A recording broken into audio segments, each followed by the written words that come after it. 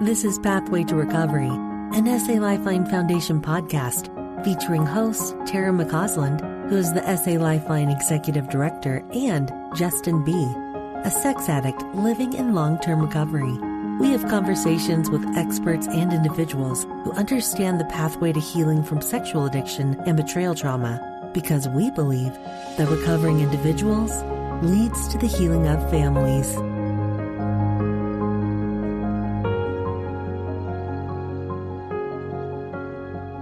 Welcome to Pathway to Recovery, our Q&A here with Justin B., my co-host, and myself, Tara McCausland.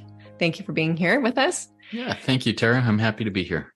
Today, we're going to discuss this important question. What does addiction think, act, and talk like? And the reason why we bring this up is, well, because in truth, you'll find many betrayed spouses and individuals who are connected to addicts never actually see the acting out behavior. They don't see the pornography. They don't see the inappropriate texts. They don't see the conversations in the chat room. So what do they have to go on? Addicts become masters at lying and deceit.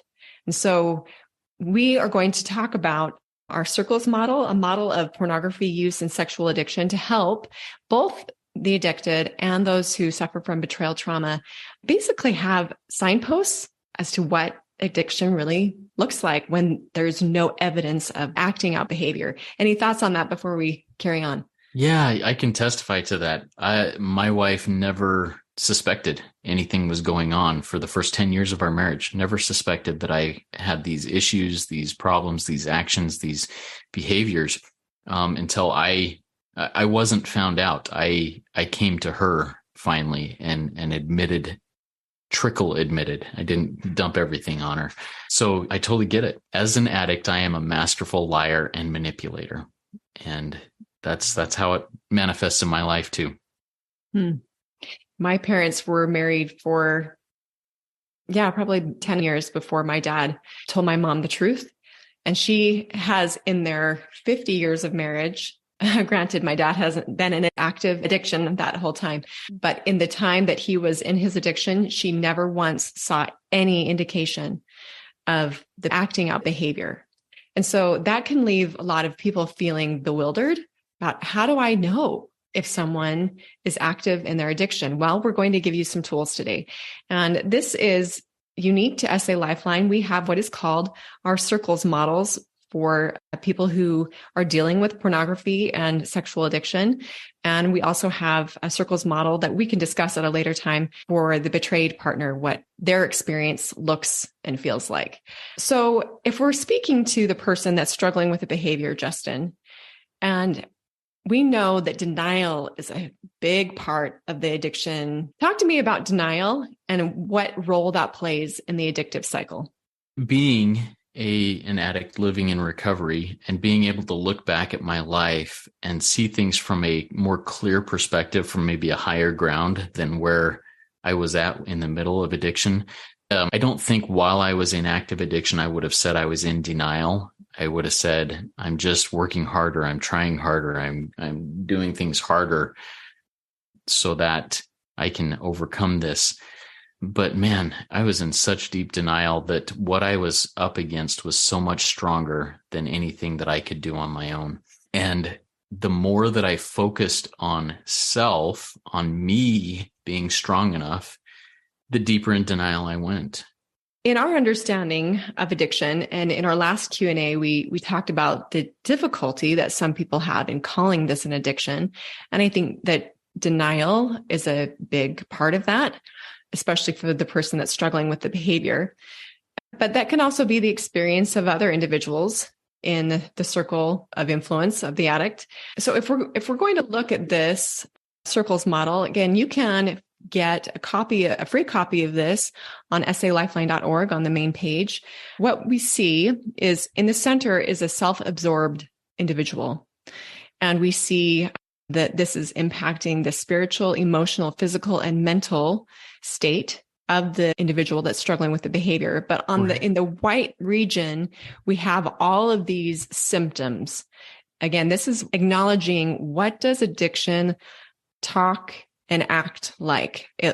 What does it look like? It looks like resentment, lying, lustful, acting out, anger, fear, shame, fantasizing, lonely, victim, withdrawn, manipulative.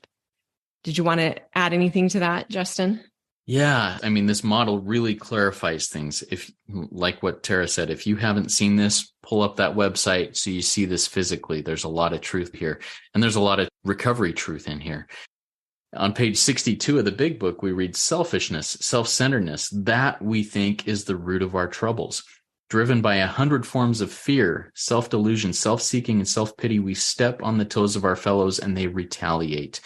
This is all me stepping on the toes of my spouse, my family, my children. When I am all about self, it messes up my spiritual, my emotional, my physical, and mental life. And for me, I'm a king manipulator. When I am in addictive behaviors and thought processes, I manipulate like crazy. I become the victim like crazy. I'm angry. For me, it's more irritable. I'm more irritable and impatient, and I snap. I come back really quickly at others. And those are some telltale signs that I'm not in a recovery mindset. I mean, even today, I'm not always happy, joyous, and free. I step into irritability, and then I can go, wait, what's going on? Why am I feeling this way? And take an inventory on that. So this model really clarifies things for me to be able to look at and understand myself and others better. So even if I am abstinent from my addiction, even if I am sober and not acting out, I can still very easily demonstrate these things. Something that I've often shared in different places is I call it sobriety. I'm a dry drunk. I'm a dry addict, but I am insane because I'm still self-centered and selfish in the core. And if we look at the second model, that core needs to be connection with God, with a higher power. And when that happens, all of these things smooth out. And that's why there's a difference between abstinence and recovery. There's a difference between not acting out and living in recovery. And the circles model really helps me see, hey, I'm feeling shame right now. What's going on? Well, is there something wrong with my physical life? Is there something wrong with my emotional life, spiritual life, or mental life? What if I am really lonely? Lonely is one of those things in the self-absorbed chaos. There's nobody around I can be with or connect with. And I'm feeling that loneliness. What is the counteraction? Well, it's connection. I can't just wait for somebody else to reach out to me. I need to reach out to somebody else. I need to make that connection in order to cure that loneliness, at least for the moment. Just because I may be exhibiting some withdrawing behaviors or manipulating or whatever doesn't mean I'm acting out right now. But I mean, I could be, but it does mean that I'm not in a recovery mindset, and I need to get there, because if I stay in this restless, irritable, discontent, manipulative state for very long, it won't be very long before I do spiral into acting out behavior. So the sooner that the individual can recognize it and address it, the sooner I can get back on their pathway to recovery. Yeah. So in addressing that question, what does addiction look and talk and act like?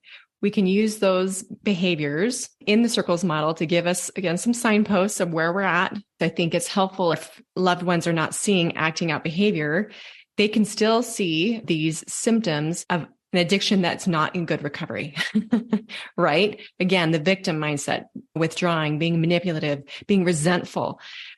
And this is really helpful for betrayed spouses, because while you may not see actual acting out, you can set boundaries around these behaviors. And that's empowering. We're going to have lots of discussion down the road about boundary setting. This can be really challenging. But when someone who has been betrayed recognizes, I don't have to know what the acting out behavior is. If I'm seeing these behaviors, I can have boundaries that can provide safety for myself and for my family. We can also flip that question and ask, what does addiction look like in recovery? And it looks like honest, humble, accountable, connecting with God and others. So we can have those two to compare and contrast when there's a question of, do I have an addiction, or is my partner in active addiction, or are they really working their recovery? Awesome. Well, thank you to our listeners for being here with us on this Q&A. We'll see you next time. Thanks for joining us. We invite you to subscribe to this podcast so that you don't miss new episodes. And while you're at it, will you please leave us a 5-star rating and review to help us spread the good news that healing from sexual addiction and betrayal trauma is possible. We invite individuals who are struggling to join our virtual or in-person trauma-sensitive 12-step meetings. Meeting times and locations can be found at sal12step.org. You can find quality education at salifeline.org. And we hope that you will follow us on Instagram and Facebook. SA Lifeline is a 501c3 nonprofit organization, and we welcome donations. SA Lifeline, come heal with us.